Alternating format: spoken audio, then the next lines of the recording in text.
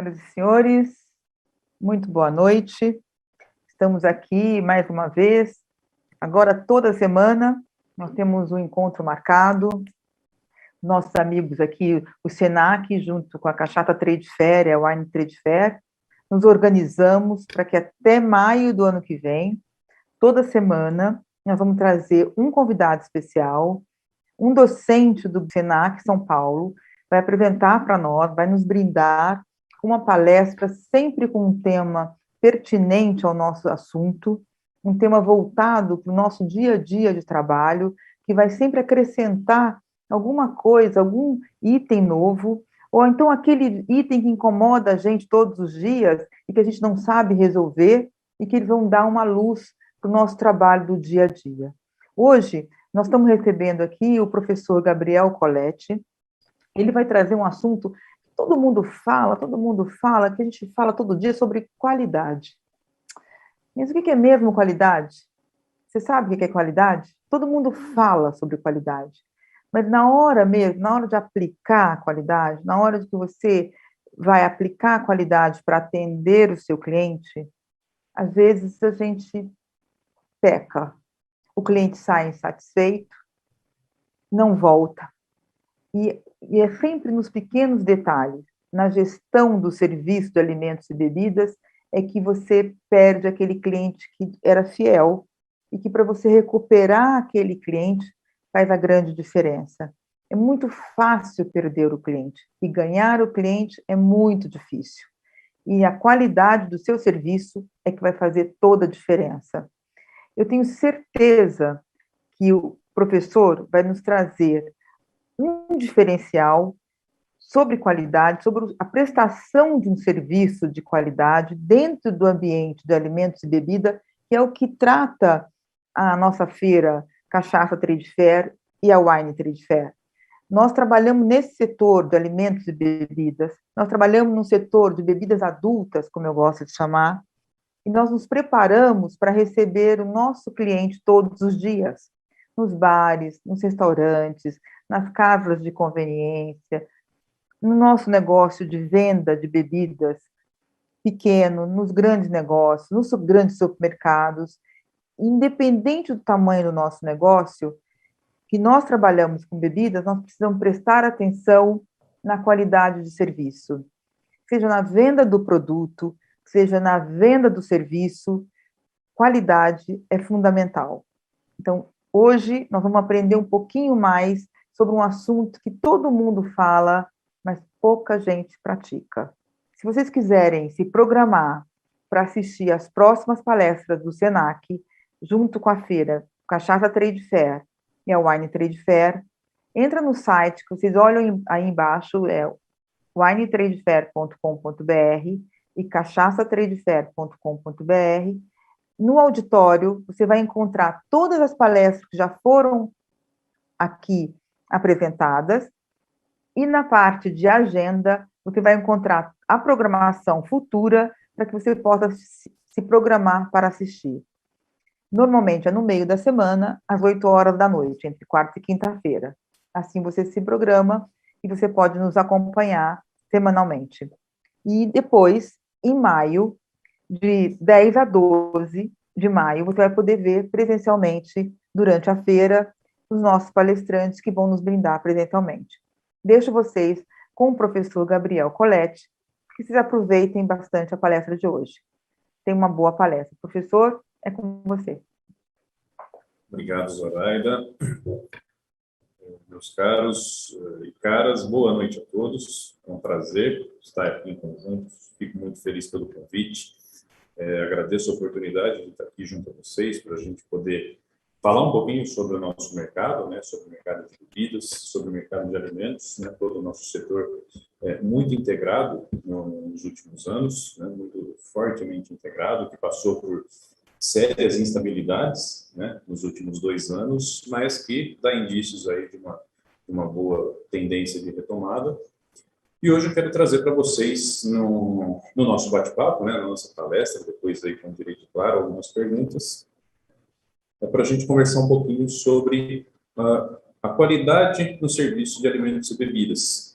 Então, um dos fatores, pessoal, que trabalhamos muito, né, são extremamente importantes da gente abordar, é justamente esse aspecto do que é a qualidade. Eu acredito que esse seja um ponto introdutório que a gente vai trazer na nossa conversa. E hoje, aqui, depois de alguns anos já de experiência na nossa área, tanto dentro, né, da minha carreira profissional quanto da minha carreira acadêmica, a gente vem identificando alguns pontos, né, pontos essenciais ou pontos-chave, fatores-chave, que são determinantes para que a gente traga mais solidez para o nosso setor, mais solidez para os nossos modelos de negócios.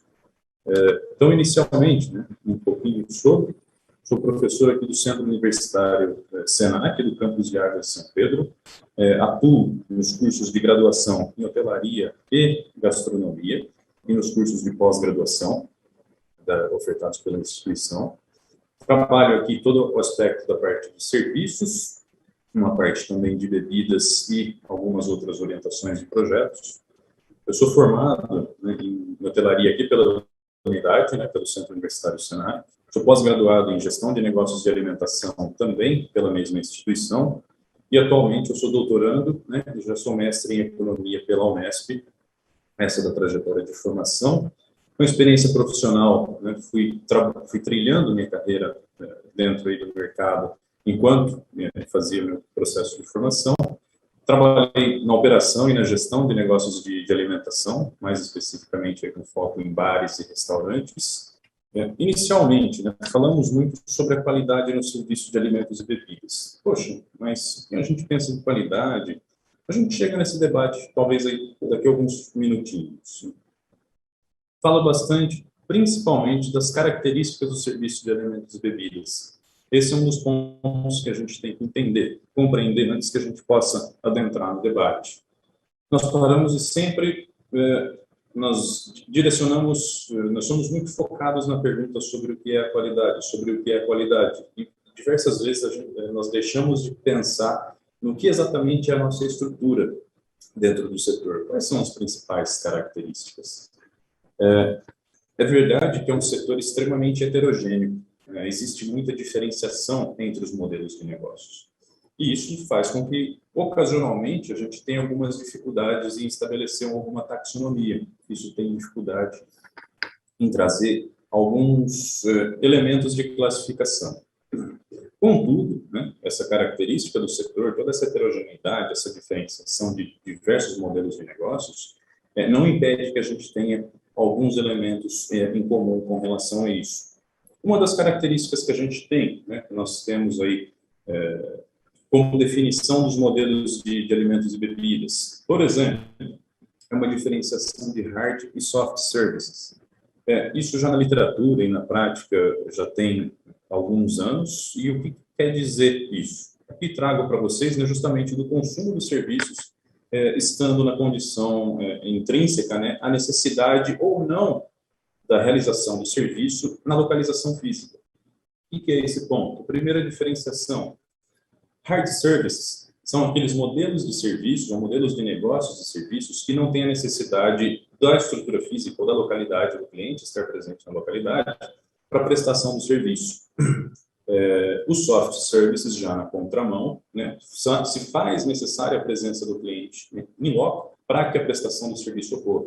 Os hard services nós temos, por exemplo, né, serviços de software ou maior parte de tecnologia, enquanto nos soft services a gente tem a perspectiva da hotelaria, assim como os negócios de alimentos e bebidas majoritariamente. Claro que isso tem mudado, né? A classificação ela acaba ainda sendo um pouquinho fluida para que a gente vá pensar, especialmente quando a gente viu a explosão do delivery, né? O aumento dos pedidos, né, da alimentação dentro de casa, mas com os produtos oriundos de restaurantes. Mas essa, então, a gente pode colocar como sendo o primeiro ponto. Né? Na maior parte dos negócios, né, ainda é necessário que o cliente venha até a casa para que o serviço seja realizado.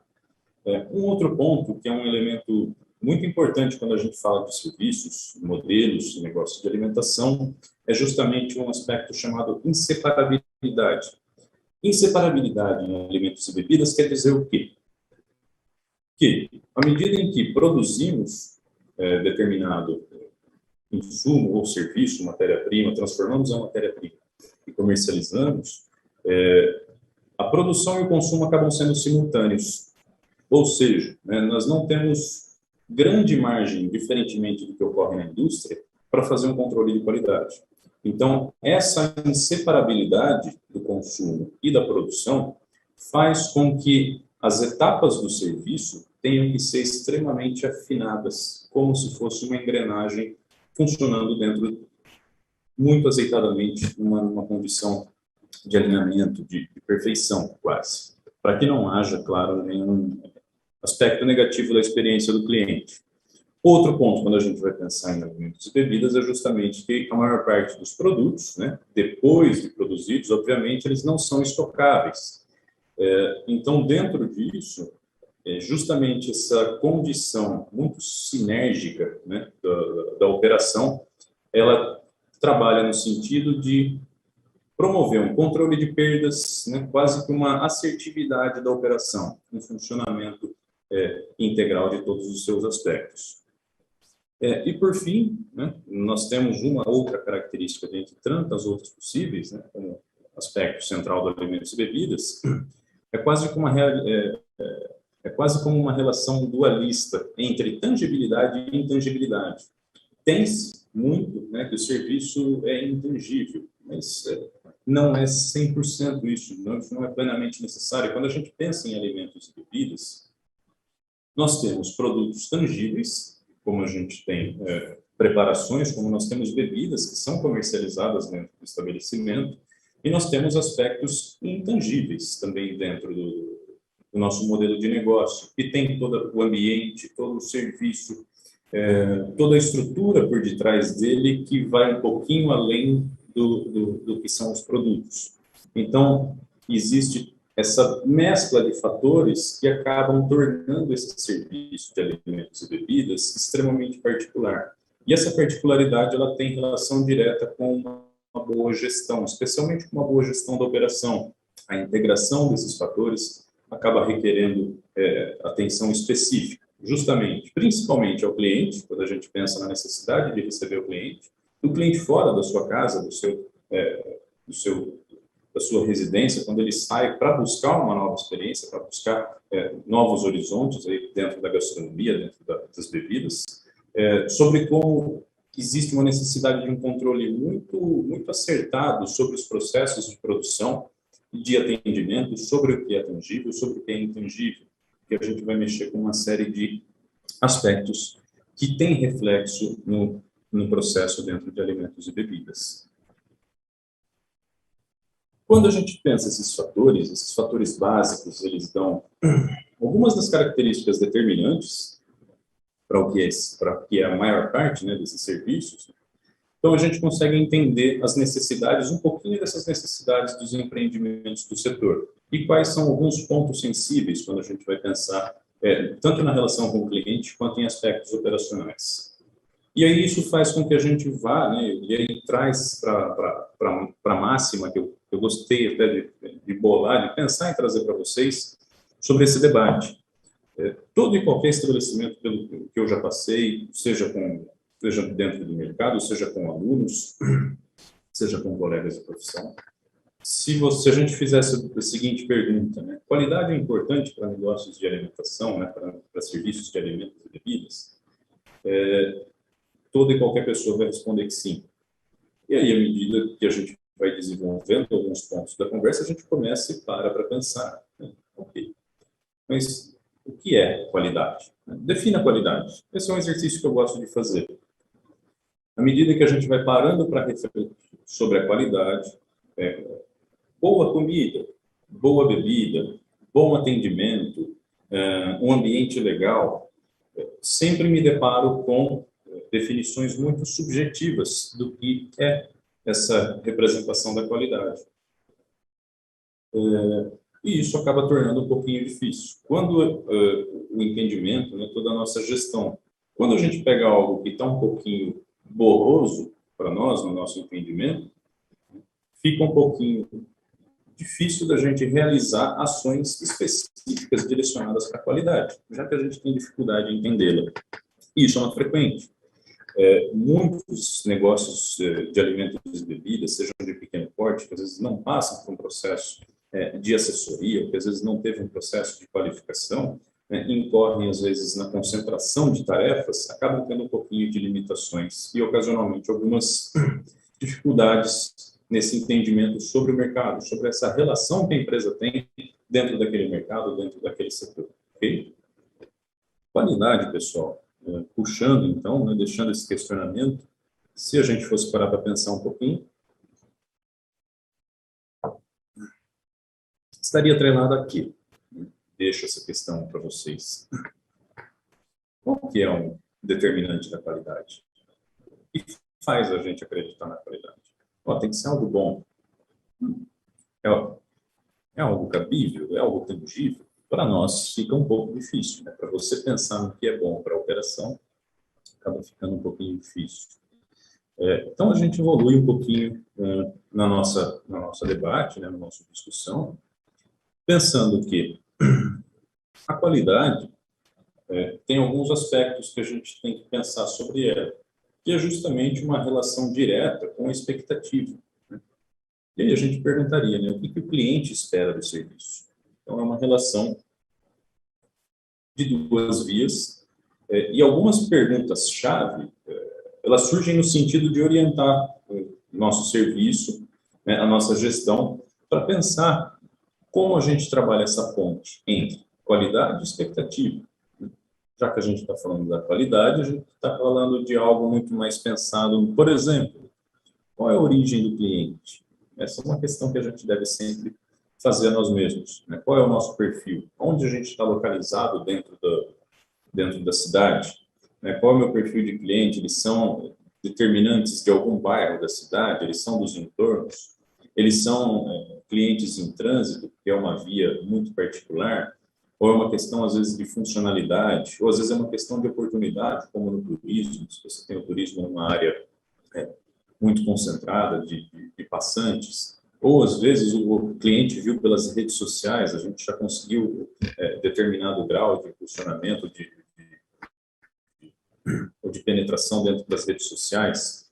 Então, quando a gente começa a levantar quase que essa demografia da nossa demanda, isso vai começar a trazer alguns aspectos de identificar exatamente qual é o comecinho da expectativa do nosso cliente. A gente só conhece a expectativa à medida que a gente entende quem é o nosso cliente, de onde ele vem, né? O que ele aspira nesse sentido. E aí um segundo ponto é que entender simplesmente a demanda, ela não é suficiente. Nós temos que ter uma consciência muito clara sobre qual é a realidade do nosso modelo de negócio, o que está ao nosso alcance, o que nós ofertamos. Existem uma série de pontos, eu já vi em várias situações dentro do mercado, né, às vezes casas que promoviam um conceito, mas vendiam outra coisa, né, em uma série, e aí você tinha uma discrepância nesse sentido. Quando você passa por isso, a experiência acaba sendo um pouquinho diferente. Então, compreender qual é a nossa realidade é o primeiro passo, qual é o limite da nossa operação, o que nós podemos ofertar para os nossos clientes. Aí nós já temos a demanda vindo de um lado e a oferta de outro. E aí a gente começa a achar pontos em comum para que elas se encontrem. E um terceiro ponto, que é muito importante, que aí vem para arrematar talvez esses dois, ou para alinhavar, né, esses dois, é justamente sobre como nós nos identificamos. Existe uma intangibilidade muito forte acerca da identidade, seja ela feita à distância, seja ela feita em loco. E essa identificação auxilia a trabalhar esse retrato da nossa realidade, que vai ter impacto direto no nosso cliente. São maneiras que nós temos de driblar ou amenizar choques, independente da origem do cliente. Funciona como amortecedores em termos da expectativa frente ao que a gente tem condição de ofertar. Dentro disso, né, que aí vai ter um terceiro item, né, uma terceira parte da relação, é que justamente a qualidade está diretamente correlacionada com a expectativa. É ótimo. Se nós esperamos um determinado alimento por determinado preço, e ele cumpre com aquilo que a gente espera, está satisfatório, nós nos saímos bem. Se ele excede aquilo que nós tivemos como expectativa inicial, poxa, foi muito melhor o que eu tive do que eu recebi. Passamos ainda, nossa experiência foi ainda melhor. Quando ele não alcança isso talvez já tenha se tornado uma experiência no a melhorar para talvez uma que não tenha sido tão boa.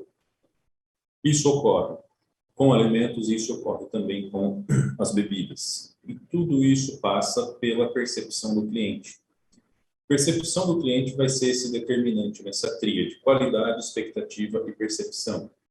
A qualidade vai estar alinhada justamente com de onde o cliente vem, por que ele vem, o que motivou ele a vir para nós, o que ele espera do nosso serviço, junto com o que nós ofertamos e a maneira como nós trazemos isso para os nossos clientes, seja antes do contato direto dentro do restaurante, ou seja, dentro da nossa operação, com o ambiente, a forma como nós trazemos. Também pode ser na forma como nós nos colocamos, como nós trabalhamos a relação com a pessoa dentro do nosso estabelecimento. E isso gera percepção. Se a pessoa percebe o valor gerado, a qualidade e a expectativa estão sanadas. Quando a pessoa não vê, ela não tem a condição, ela não percebe essa qualidade gerada, essa qualidade ofertada, essa relação da expectativa fica abaixo. E aí a gente naturalmente tem uma frustração dentro desse processo. Então esse, quando a gente vai pensar, né, esse talvez seja um dos mecanismos muito importantes para a gente lidar.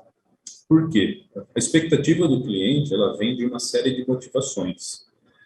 A motivação pode ser de uma mera curiosidade de conhecer um lugar novo, de um turista, pode ser um turista regional, ou de um turista que vá para uma cidade buscando visitar simplesmente um restaurante novo e cria uma série de expectativas. Hoje eu trouxe aqui as redes sociais ali como um dos pontos, e ela tem sido uma das grandes plataformas quando a gente trabalha dentro do nosso setor. Tanto quanto nós conseguimos, né, trabalhar com uma percepção do cliente, podemos pensar na condição de um habitué, né, de uma pessoa que venha com frequência ao nosso restaurante, que já tem uma rotina de consumo dentro do nosso restaurante. Essas pessoas têm expectativas distintas com relação ao serviço. E a percepção delas, em geral, também será distinta. Existem aspectos técnicos com relação ao serviço, né, quando a gente fala em qualidade, e a qualidade além da técnica, né, não é a técnica suprimida, mas a técnica como uma base, indo além propriamente da técnica, é justamente em pontos do cliente também ter a condição de entender o que é feito lá. Então, essas relações são muito importantes. Se passa, vai passar obrigatoriamente por essa identificação. Essa relação ela é sempre contínua. As decisões e as informações alimentam as outras etapas. E a forma como a gente passa a lidar com essa relação é determinante para o sucesso do nosso negócio, porque é um dos pontos principais que vai gerar impacto na nossa demanda. Ok?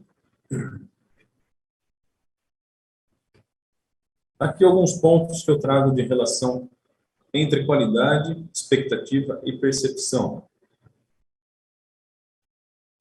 Um primeiro ponto, gosto bastante de trabalhar, a expectativa do cliente e a realidade do negócio. Começamos a conversar um pouquinho isso na apresentação no slide anterior. Existem uma série de circunstâncias e cenários em que vão gerar expectativas no consumidor. Mesmo uma pessoa na condição de walk-in, de passante, que vai entrar no nosso estabelecimento despretensiosamente, ele vai criar uma expectativa com base na primeira impressão do nosso modelo de negócio, seja propriamente com a entrada, seja o momento que ele adentra no salão, no estacionamento, ou na maneira como ele é recebido. Então, a relação de expectativa ela acontece a todo momento. A todo momento. Ela tem diversas fases. Ela não ocorre... Existe a expectativa como um todo? Sim, que vai dar a impressão geral do restaurante, como nós navegamos durante a nossa experiência gastronômica. Mas também existem expectativas ali um pouquinho quase que segmentadas. A expectativa do primeiro contato pode ser digital ou pode ser físico.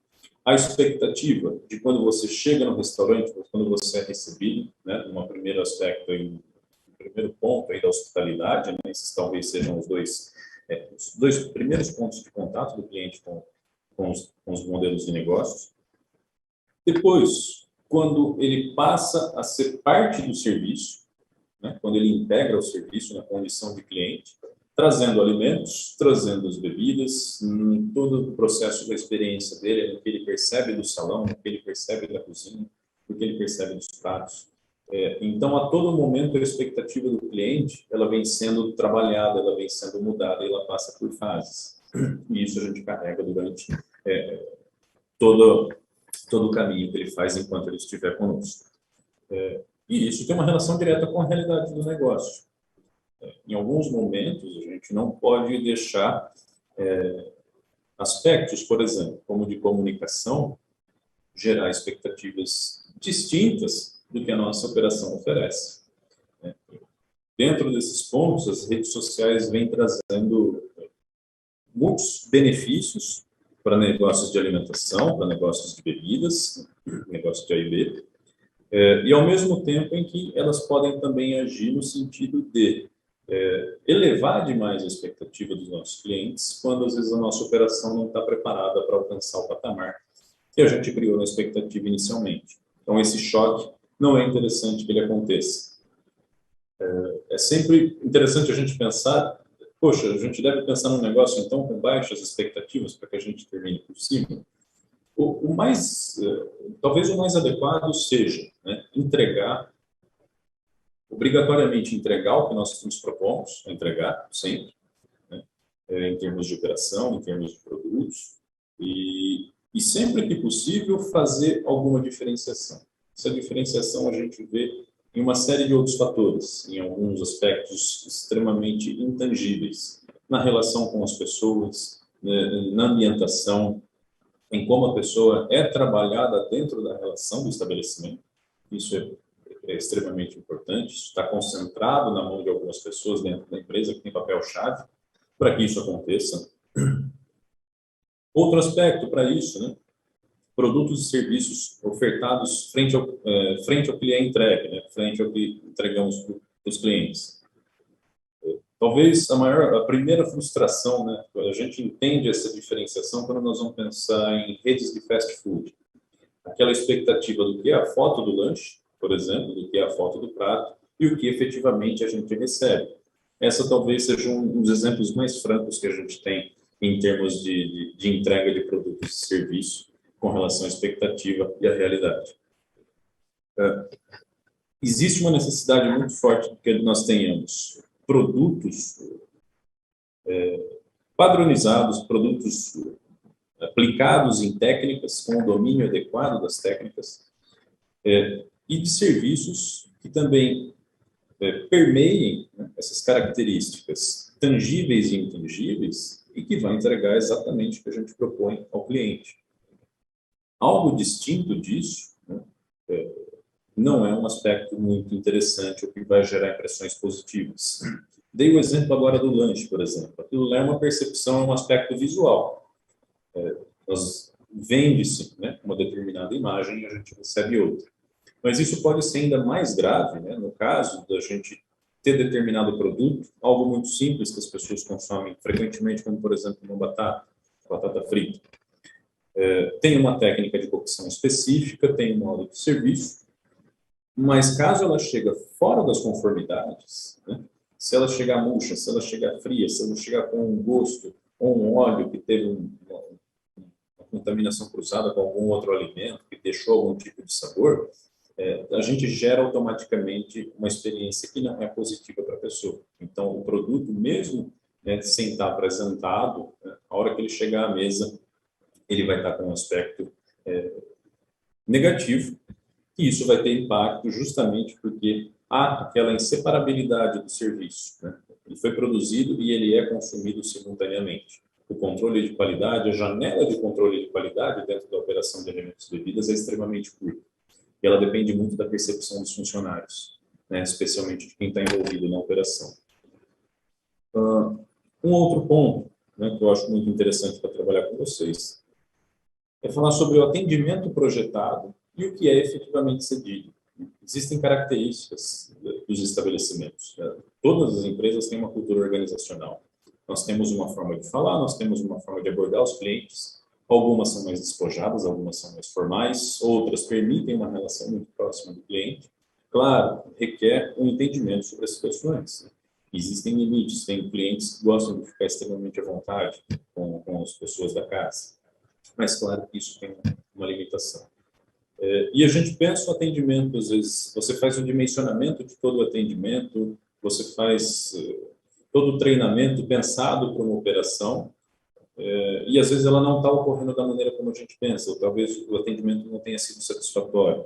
Isso pode passar por diversos fatores, pode passar por subdimensionamento, às vezes a própria falta do entendimento do que é a empresa e do que é a expectativa do cliente por parte de quem trabalha dentro da casa também pode ser um fator impeditivo para uma relação de sucesso, né, de expectativa com relação ao atendimento. E isso também vai afetando, vai passando sobre o negócio, depois a gente vai passando pelos produtos e a gente vai passando pelo atendimento. O outro ponto é a forma como a empresa se comunica. A empresa se comunicando de uma maneira muito clara, traz muito claro para o cliente o que ele vai encontrar. Isso, em especial, é pensado para nichos dentro de modelos de negócios que trabalham com atendimentos ocasionalmente muito característicos ou que trabalham com demandas aí de clientes muito particulares, muito peculiares. Então, deve ser extremamente pensado esse processo de como a empresa se comunica, de como a empresa se posiciona, do que ela oferta, né? Porque isso vai estar diretamente ligado com o que ela vai entregar na operação. Tudo isso funcionando de uma maneira quase que sinérgica. Um exemplo que eu gosto muito de trabalhar com relação à forma como a empresa se comunica, né, o que ela se posiciona, o que ela entrega, o que esperar e o que não esperar, são relações. Tem um restaurante de São Paulo, ela é uma hamburgueria, também trabalha com parrilha, que ela tem uma abordagem muito específica com relação aos seus produtos, com relação aos seus serviços. Ela tem, por exemplo, os pontos da carne, o cliente não escolhe, né? Existe um debate muito interessante sobre o que deve buscar ou não, até em termos de hospitalidade, né? Buscamos a satisfação total e máxima do hóspede, né? Ou do nosso cliente, ou será que não? A pessoa vem até a nossa casa para ela desfrutar da experiência que nós nos propomos a dar para ela. Não digo que nenhum dos casos, né, seja 100% certo ou seja errado. Eu acredito hoje que o mercado comporte esses nichos, mas o que vem para diferenciar justamente esses pontos, né, por exemplo, é a comunicação. Uma comunicação assertiva faz com que você tenha o seu nicho muito bem desenhado e que os clientes também possam entender onde eles estão entrando, que tipo de experiência eles vão ter e o que eles esperam em termos de atendimento, em termos de produto, em termos de ambiente. Então, é muito importante essa relação ser muito bem equilibrada, ser muito bem determinada. Outro ponto que tem uma relação muito importante aí com qualidade, expectativa e percepção. Preço, precificação. Mais tradicionalmente, aí, existem diversas formas aí de precificação que a gente pode pensar, com base no custo, com base em algum markup, ou às vezes até num benchmarking, dependendo do mercado que a gente tiver inserido, né, dependendo da nossa localidade. Se a gente tem condições, por exemplo, de cobrar por aspectos intangíveis dos nossos serviços, também é uma possibilidade de ser explorada. Mas a maneira como nós pensamos o nosso preço, né, todo o contexto, tudo que é um determinante para a percepção de qualidade do cliente, o preço também é um deles. Existem modelos de negócios que fazem, às vezes, que conseguem agregar valor de tal maneira a determinado produto, em termos de preço, né, claro, refletido em termos de preço, que vem por uma série de aspectos intangíveis, que vão além do que propriamente o produto consumido, que vai pelo ambiente, que vai pela casa, que vai pelo posicionamento, que às vezes vai por quem está dentro da casa. Então, são pontos que também devem ser levados com relação a essa relação de percepção da qualidade e atendimento da expectativa. Quando nós vamos pensar num segundo ponto, né, de avaliação da qualidade praticada versus a percebida, é interessante que a gente faça sempre um controle. Existem algumas metodologias hoje de controle. Claro que nenhuma é extremamente absoluta, né, em seu modelo, existem sempre adequações, mas essa avaliação, preferencialmente, ela é feita durante o serviço, de uma maneira, infelizmente, a maior parte dessas avaliações nós temos que fazer de uma maneira muito subjetiva e sujeita à percepção do indivíduo que faz parte da operação. Então isso fica um pouco restrito no quanto a sistematização de informações poderiam levar à tomada de decisão de uma maneira muito mais assertiva. Então essa subjetividade afeta um pouquinho esse processo durante o nosso serviço. E algo também extremamente importante, né, para que a gente equilibre essas relações, para que a gente compreenda o que foi cumprido, o que não foi cumprido, o que excedeu em termos de expectativa, um acompanhamento sólido, né, de pós-venda, de follow-up. Hoje nós temos diversos canais que a gente pode pensar. A tecnologia surgiu para facilitar imensamente essa relação com os clientes, né, até trazer numa condição de proximidade ou de tentar mitigar efeitos negativos que nós tivemos com alguma experiência que não tenha sido satisfatória, mas ele também se faz necessário dentro desse contexto. Dentro desses pontos, né, que a gente pôde conversar aqui um pouquinho, eu trouxe 7 para que a gente refletisse. Um aspecto muito, muito importante que eu gostaria de ressaltar é que tudo isso trabalha de uma maneira muito integrada. Existe uma sinergia muito grande entre todos esses aspectos dentro da operação. Eles vão passar desde o planejamento, desde o nosso entendimento, desde o nosso mapeamento da demanda, desde a nossa projeção da operação e adequação da operação à medida em que nós vamos tendo mais informações acerca do nosso trabalho. Os clientes são a nossa principal fonte de feedback, sempre serão. Se a gente pensar no nosso no client-centered service, né, que a gente tem o foco total ali no cliente, mesmo os modelos mais específicos, né, que tem a própria proposta da casa. Isso se faz muito de uma maneira integrada, muito de uma maneira quase que holística, esse controle para que haja aí como variáveis-chave para o sucesso. E aqui dentro de uns pontos, né, como se fosse sintetizar, né, então, se a gente fosse pensar que todos aqueles fatores influenciam essa relação de expectativa e de qualidade com o cliente, legal, influencia também a percepção. Quais seriam talvez os determinantes, né, que a gente poderia levantar para atingir essa tão desejada qualidade no serviço? O primeiro ponto que eu passo, né, com vocês, desculpem, é justamente técnicas. No próprio descritivo da nossa atividade de hoje, eu falava um pouquinho da qualidade do serviço além da técnica. Técnica é extremamente necessária.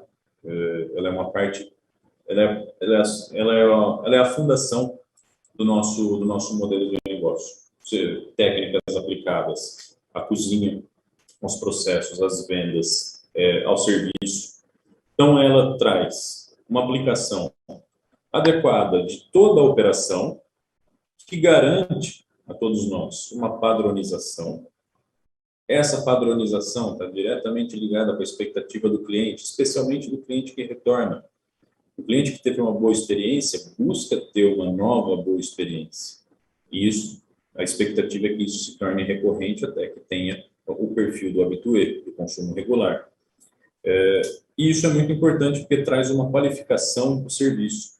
As técnicas, para alguns perfis de clientes, que conhecem, que têm um entendimento sobre o produto que ele está consumindo, sobre o serviço que ele está consumindo, o emprego de técnicas adequadas agrega valor. Né? É fator determinante na percepção da qualidade. Você mostra o que você tem de qualidade na sua mão de obra, no seu serviço.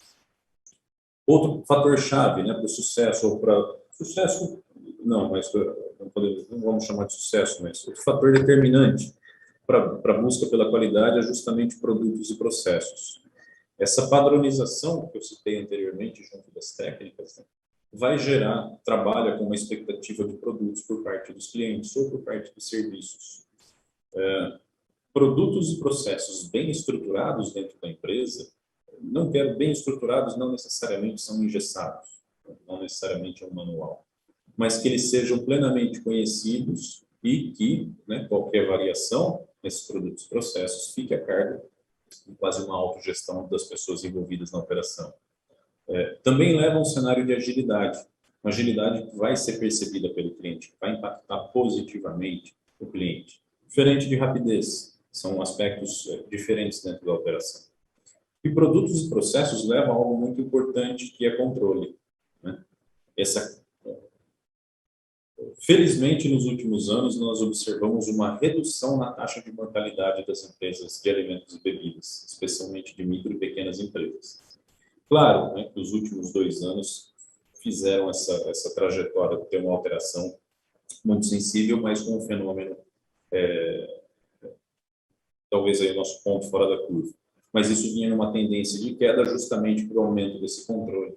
O aumento do controle ele vai se traduzir em, lá na frente, como um retorno financeiro, graças a uma operação muito bem estruturada.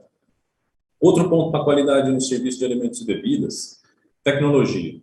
Tecnologia, ela surgiu ela teve um crescimento muito forte, já tem aí algumas décadas, e agora a gente aproveita a relação da tecnologia com a internet, né, com as redes sociais, e também dentro da operação. Ela criou novos pontos de contato do restaurante com o cliente. Antigamente, a gente tinha algumas limitações sobre como alcançar a nossa demanda, né, efetiva. Às vezes, em algum caso, né, como alcançar nossa demanda potencial, os nossos clientes. Hoje, a gente tem condição de a nossa capilaridade, né, promovida pelas redes sociais, tem impulsionado muito as demandas do negócio. A tecnologia também vai contribuir para uma eficiência operacional, né? Adotando-se tecnologias dentro da operação, garante um funcionamento muito mais tranquilo, muito mais suave, muito mais no auxílio, né, de processos que antes eram manuais. Tecnologia também traz um fator aqui que eu chamei para vocês de proximidade à distância. Ela, mesmo estando longe, ela traz o cliente para perto de nós. Você estreita a relação com o cliente por meio da tecnologia, por meio da relação, né? A gente fala-se muito sobre engajamento, sobre trazer o cliente para nós. E ela veio nesse sentido. As redes sociais também auxiliaram a impulsionar essa relação de proximidade, mesmo estando à distância. Pessoas e relações é outro fator determinante, né? Existem modelos que são pouco intensivos em mão de obra? Sim, existem, né? O self-service, mas ainda há dependência de pessoas, por exemplo, no back-office, né? Às vezes a pessoa, o front está muito mais enxuto, mas ainda há uma dependência das pessoas na parte do back-office. E isso, as pessoas são peça-chave de qualquer operação, pessoal. Isso vai ser em qualquer empresa. As pessoas são os responsáveis por fazer as empresas andarem. Nós podemos incorporar tecnologia, garantir produtos, processos e técnicas, mas talvez um dos elementos centrais de qualquer empresa são as pessoas. As pessoas é que são responsáveis, na maior parte das vezes, pela construção de experiências. Mesmo que elas não estejam diretamente ligadas à operação, que não seja o ponto de contato do cliente, as pessoas também são responsáveis por conceber a jornada do cliente a pensar essa relação. Então, isso só surge com base nessas pessoas. E uma relação muito interessante é que pessoas, né, os trabalhadores, né, os funcionários e o empreendimento, eles se refletem. Então, o funcionário ele é o reflexo do que a empresa passa, dos valores da empresa, e o empreendimento acaba sendo refletido também nos próprios funcionários. Então, tem uma simbiose muito grande, né? Existem muitos fatores em que quer se distanciar a imagem de um ou de outro por causa de conflitos em relações de trabalho, mas acabam puxando sempre a imagem do outro, e eles têm um impacto por estar diretamente ligado aos clientes. E por fim, né, quando a gente vai pensar aqui na qualidade do serviço, falo como um dos pontos mais importantes é que justamente se a gente trabalha com expectativa, é muito importante que a gente se comunique muito bem com o nosso cliente. quando nós somos assertivos na maneira como nós nos posicionamos dentro do mercado, como nós nos identificamos, como nós transmitimos a nossa imagem, para que ele perceba dessa maneira a nossa imagem, né, para que não haja esse descolamento, esse gap, isso torna o entendimento do que vai ser a nossa operação e do que vai ser a experiência dele algo muito mais alinhado.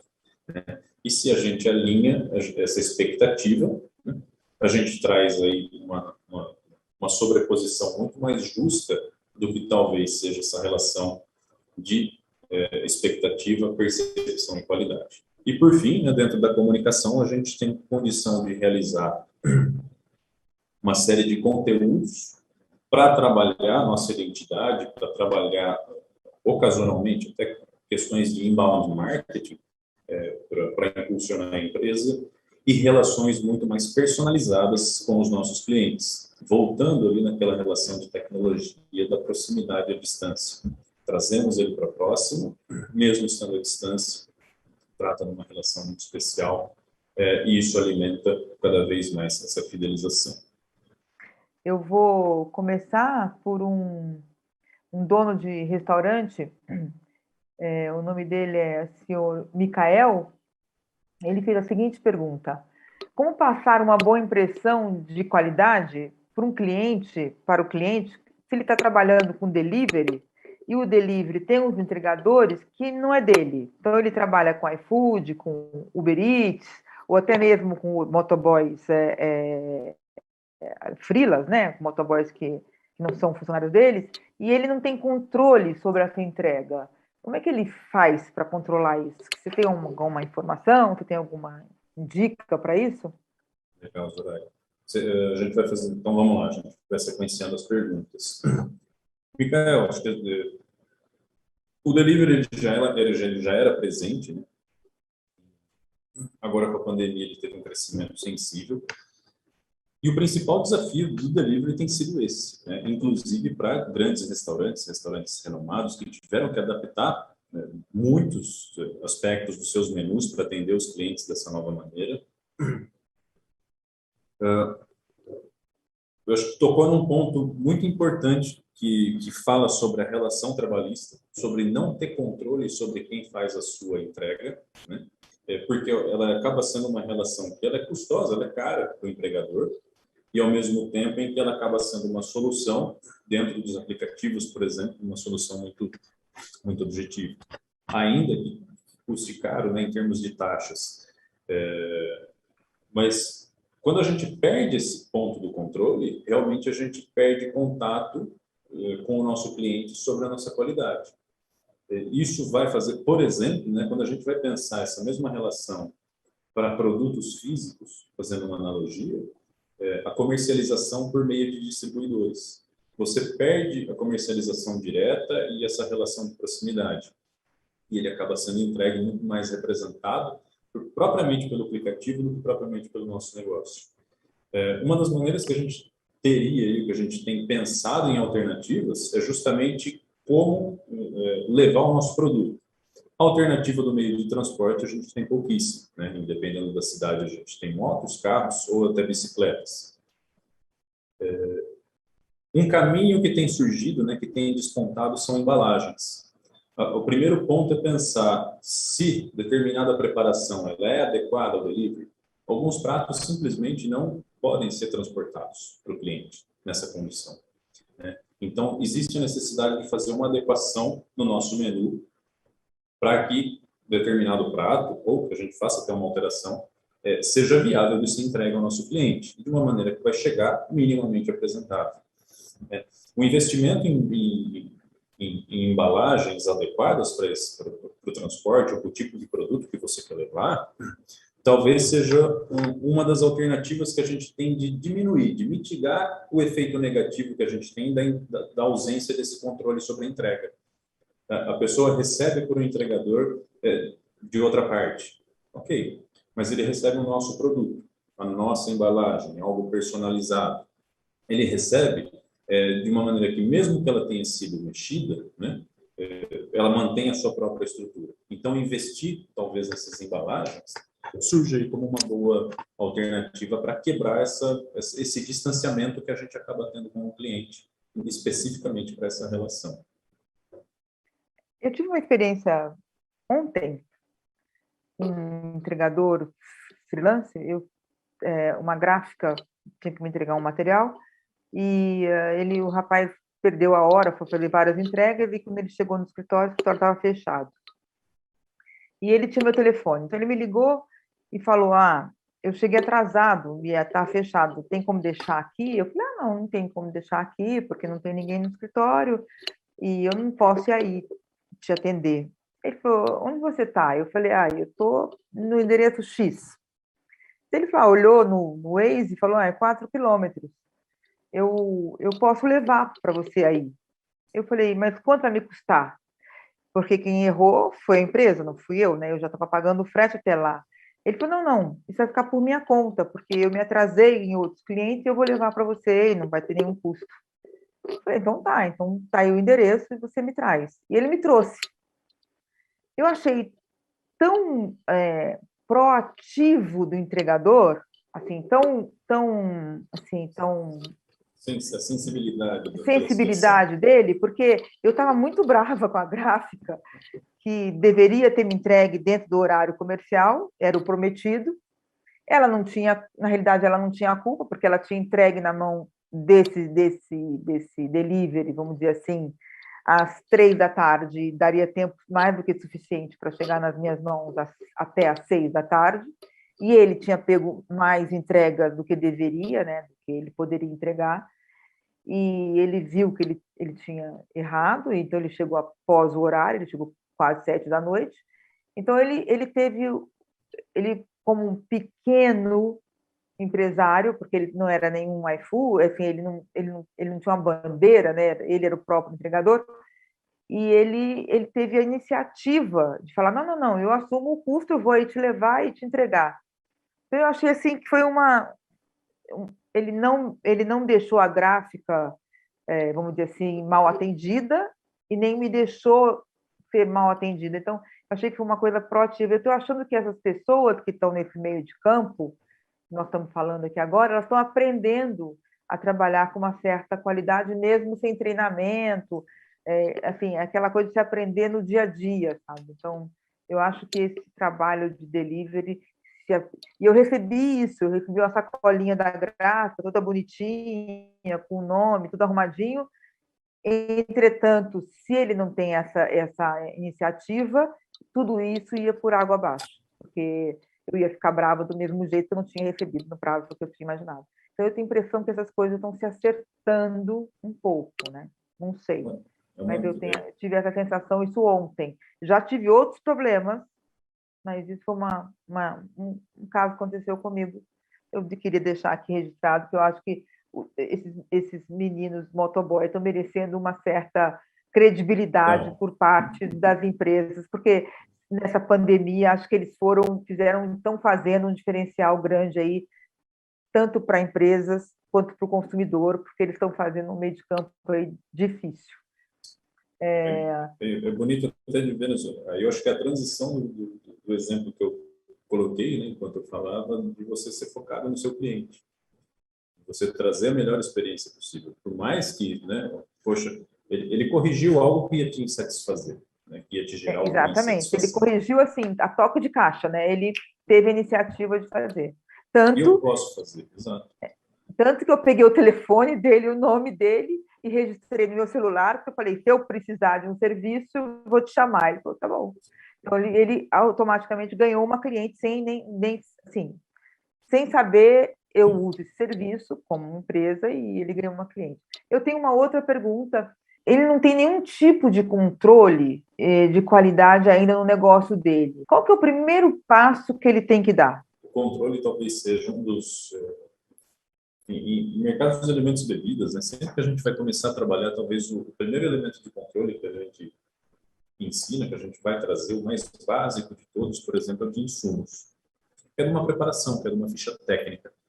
Quando a gente trabalha a partir de uma ficha técnica, nós mostramos para qualquer pessoa que vai pegar para realizar uma preparação, um alimento, uma bebida, um drink, quais são os insumos necessários, a quantidade, a maneira de preparo e, inclusive, uma foto do prato.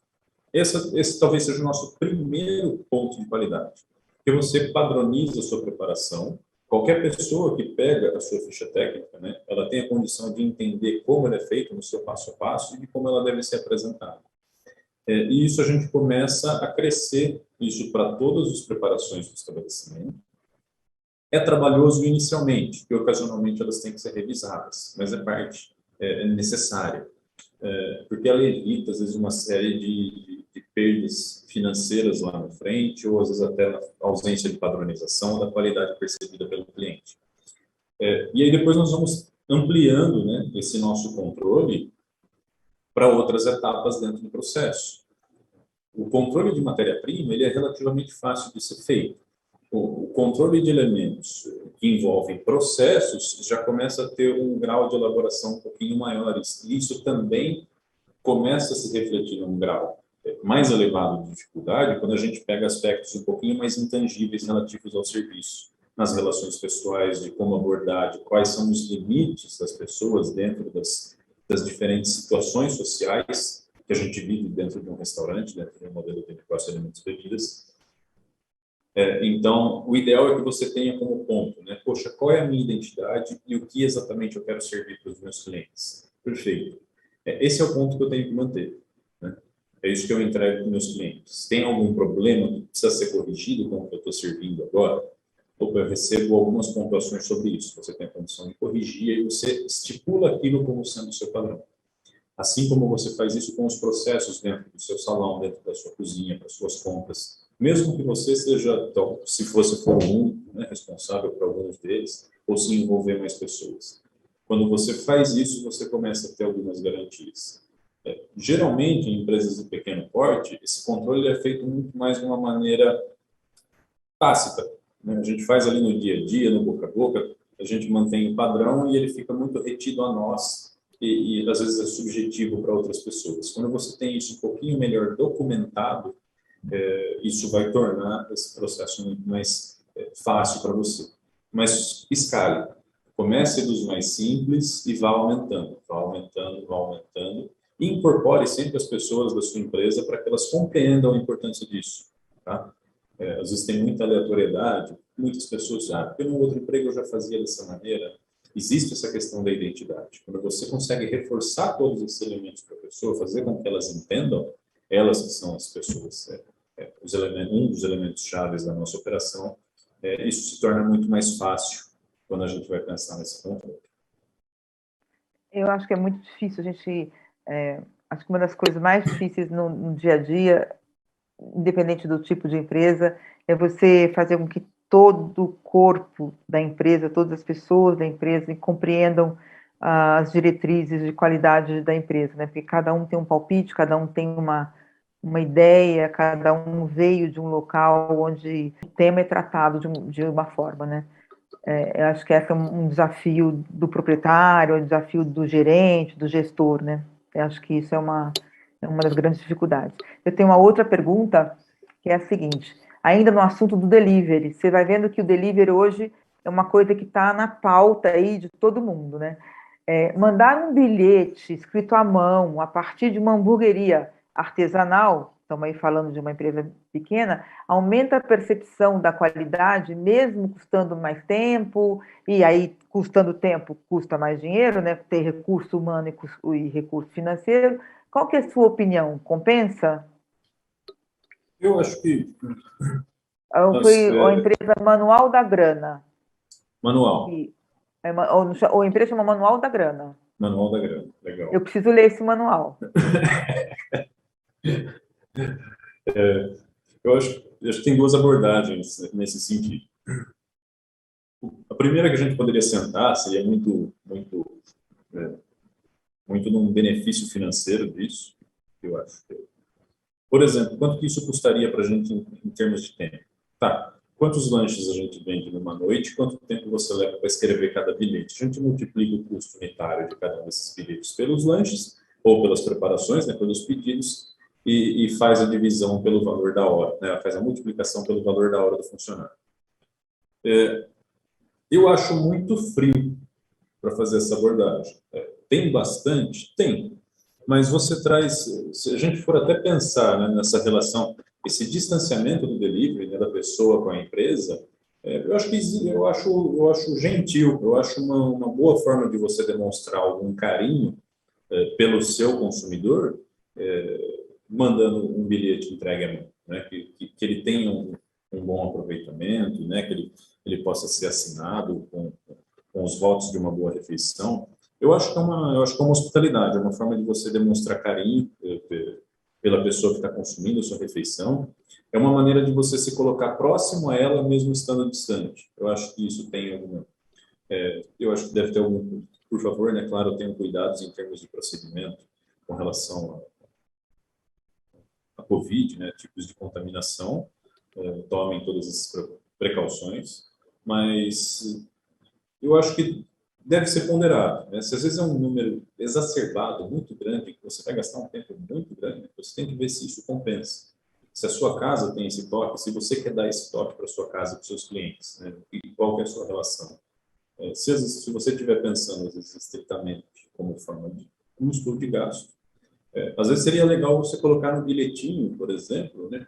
Para você tentar ver se ele está dando algum tipo de retorno, um Instagram. Põe lá, vê se dá um engajamento com as pessoas.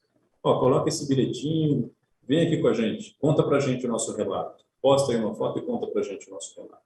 E aí você vai vendo quantas pessoas vão respondendo, se existe essa relação, se não existe, ou às vezes se seus clientes estão, né, dentro desse nicho, dentro dessa forma de comunicação. Mas Se eles seria uma pegam o bilhete alternativa. e jogam fora, nem olham, né? Às vezes, aí é uma forma interessante, né, Zoraida? Porque se não tiver tendo efetividade, às vezes Para que você fazer? está você está empenhando esforços à toa. Mas é algo muito difícil de você medir essa relação, acaba sendo muito difícil. Então, acho que tem essas duas perspectivas. Eu acho que é muito gentil, claro que vai ter seu custo, mas também vejo sob a perspectiva da hospitalidade. Aí deixo aberto, né, Zoraida? Eu acho que todas essas iniciativas de contato com seu cliente final é importante, mesmo que custe dinheiro, porque e mesmo que você corra o risco dele não ler e jogar fora, eu acho que todas as iniciativas, se não te onera, se não te causa prejuízo, se você não tem não perde dinheiro com isso, se você acha que pode absorver, eu acho que vale a pena, porque um cliente tratado com mimo é um diferencial que você faz da sua concorrência, né? É uma opinião minha, sim, pessoal, mas eu Até, adoro ser tratada com mimo, né? Eu adoro receber um mimo. Pode ser até um bilhetinho, mas eu acho que faz uma diferença, né? até pelo tempo que a gente viveu. De É, isolamento social, de distanciamento, é, de estresse social dado ao isolamento, é, são formas de carinho que são bem-vindas. eu outro dia estava comentando que eu uso ainda, às vezes eu uso mandar mala direta para as pessoas por correio. Aí todo mundo fala, mas por que você manda mala direta? Porque eu falei que é a única coisa que as pessoas recebem ainda pelo correio, porque só nem conta mais, não recebe mais pelo correio. Então, quando você recebe alguma coisa pelo correio, você pelo menos abre, né? Porque você não recebe nada, então pelo menos você abre. Depois você pode não se interessar e jogar fora, mas pelo menos você abre, né? Então, e tem dado resultados, tem dado engajamentos. Então, funciona. Por isso que minha opinião, né? Fica aqui uma opinião. Então, professor, a gente está na nossa hora, são 9 horas, hoje ainda é uma quarta-feira, ainda temos um resto de semana. Eu queria agradecer muitíssimo ao senhor. A gente tem algumas outras perguntas que eu vou encaminhar depois para o senhor. Espero voltá-lo ver aqui a gente na nossa plataforma. Espero que o senhor conheça depois, visite os nossos estandes, aconselhe seus alunos a visitar os nossos estandes. A feira fica aberta 24 horas por dia, 7 dias por semana, até maio, e depois de maio a gente renova, mas a gente deve voltar a continuar com a feira virtual, porque agora as feiras todas vão ser híbridas, né? O modelo virtual foi uma coisa que veio para ficar, né? Então, e as nossas feiras, elas não fecham, né? Elas ficam, pode-se comprar bebidas, pode o dono do restaurante, do bar, ele tem acesso a compras online, mesmo no atacado, não é só para o consumidor final, também no modelo B2B. Então, vale a pena a visita na feira, que não fecha, Então, é uma forma de você pode estar de noite, ter que fazer suas compras e pode entrar de madrugada para agilizar os seus pedidos e fazer repor os seus estoques. Eu agradeço muitíssimo a sua participação, foi um prazer tê-lo aqui conosco, espero revê-lo em breve e desejo uma boa noite, um bom restinho de semana e um excelente final de semana. E agradeço a todos que assistiram com a gente, que nos acompanharam aí nessa nossa palestra. Espero vê-los na próxima semana e acompanhem com a gente no auditório as palestras que já foram aqui realizadas e deixem para a gente os seus comentários. Se quiserem ver alguma palestra especificamente, algum assunto especificamente, a gente encaminha ao Senac e pede para eles algum professor que possa nos ajudar. Tenha uma boa noite, muito obrigada. Até mais. Pessoal, obrigado pela participação.